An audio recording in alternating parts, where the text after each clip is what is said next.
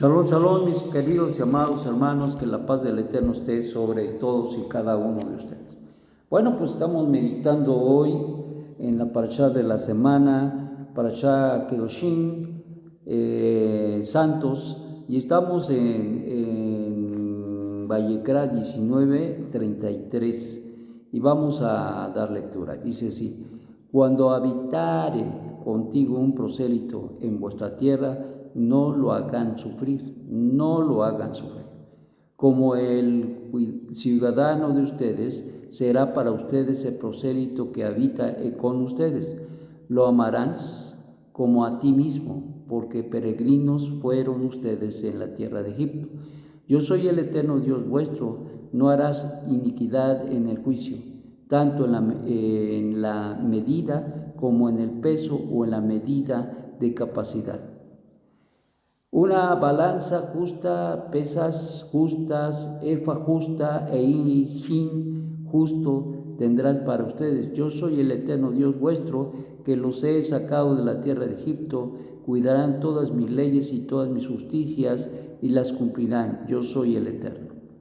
Bueno, pues una de las cosas que como ya sabemos, en esta parashá el Eterno pone sobre nuestra mente y nuestro corazón es precisamente la santidad.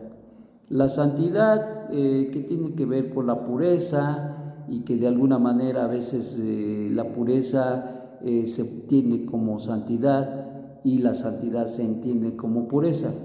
Esto es algo muy interesante y muy importante, porque nadie puede adquirir pureza si no es por medio de poner en práctica los mandamientos del Eterno, y por eso el Eterno hace mucho énfasis en el hecho de guardar sus mandamientos, porque nadie puede ser santo sin guardar los mandamientos del Eterno.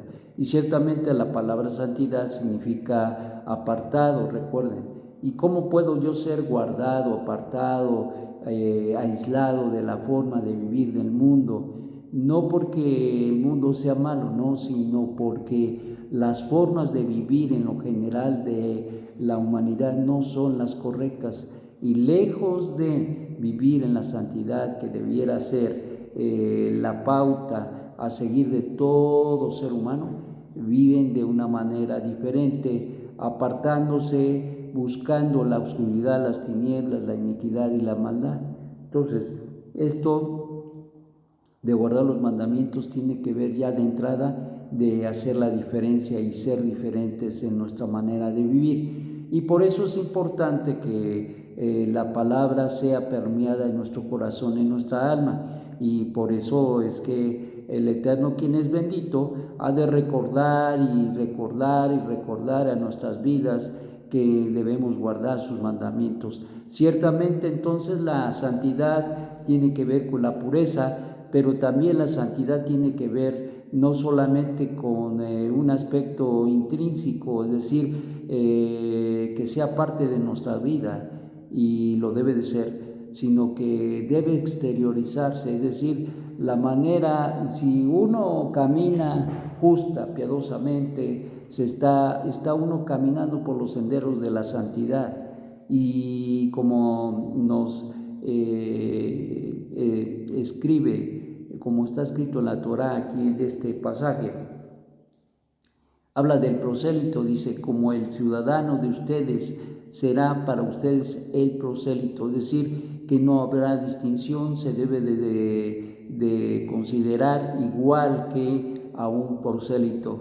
Y le da la razón, porque ustedes fueron extranjeros en tierra ajena, es decir, en Egipto, y recordando la manera como se les trató, hoy el Eterno dice: deben recordar que así como les trataron ustedes de tratar verdaderamente de una manera correcta a aquellos que no son más que extranjeros entre ustedes. Entonces, en otras palabras, ¿qué quiere decir todo esto?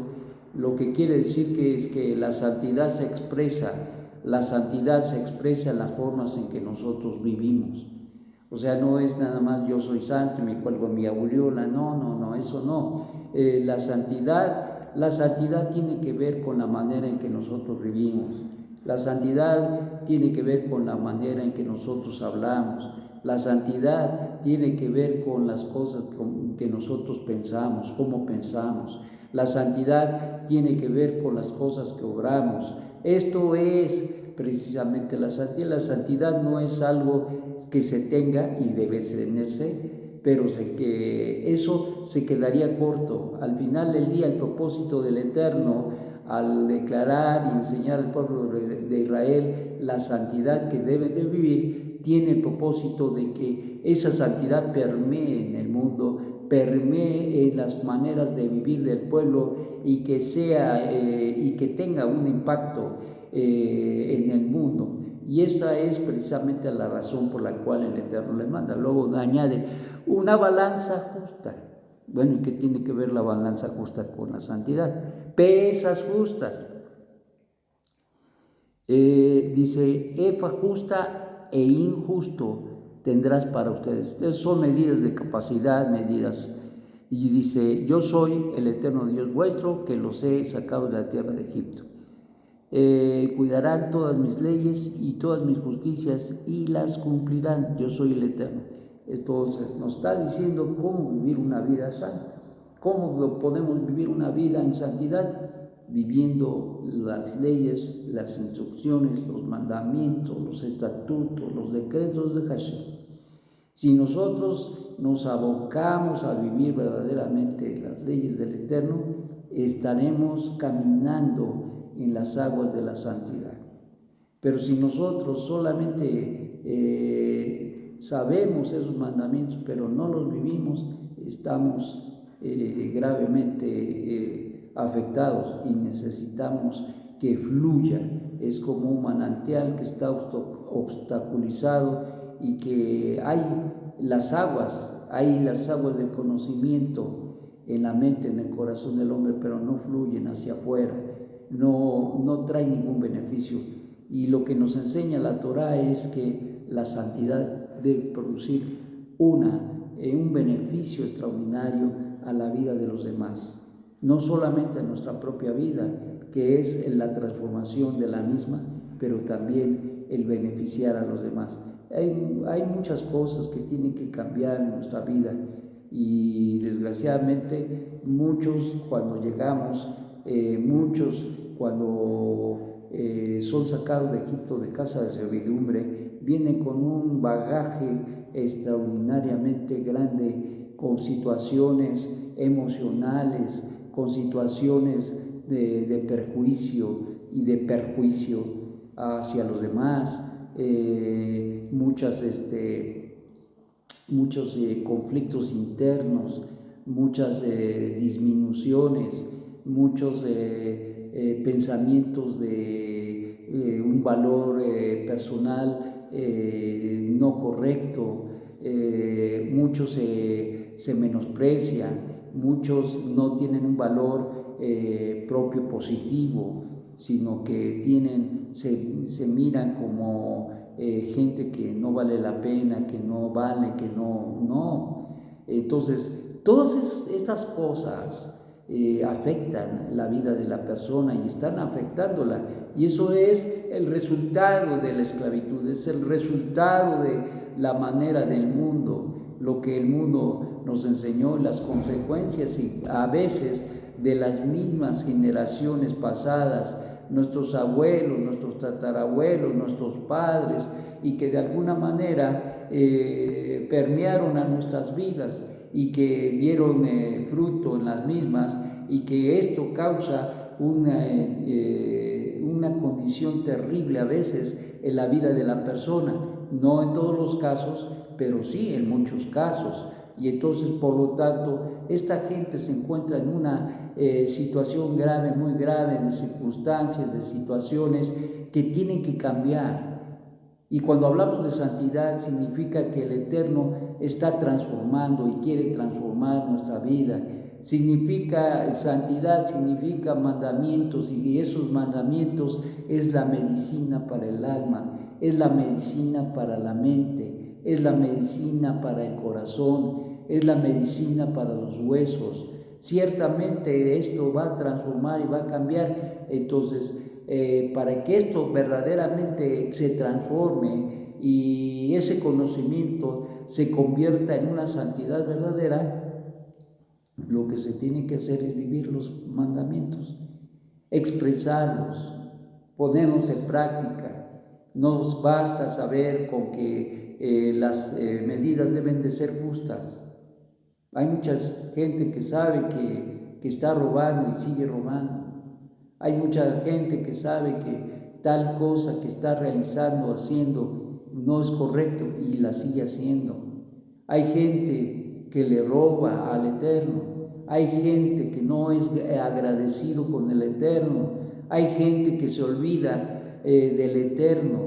Hay mucha gente que no es leal con el Eterno. ¿Por qué? Porque se ha quedado ahí en el quicio de la entrada, de la puerta, y no se ha introducido en el caudal de la palabra, que fluya de una manera importante, que rompa los diques que han detenido y que han estado allí causando graves problemas en la mente, en el corazón, en el alma. Y por eso la palabra tiene que fluir de nosotros, quitar, deshacer todo aquello que no está correcto. Y por cierto, en esta parasha habla de un sinfín de leyes precisamente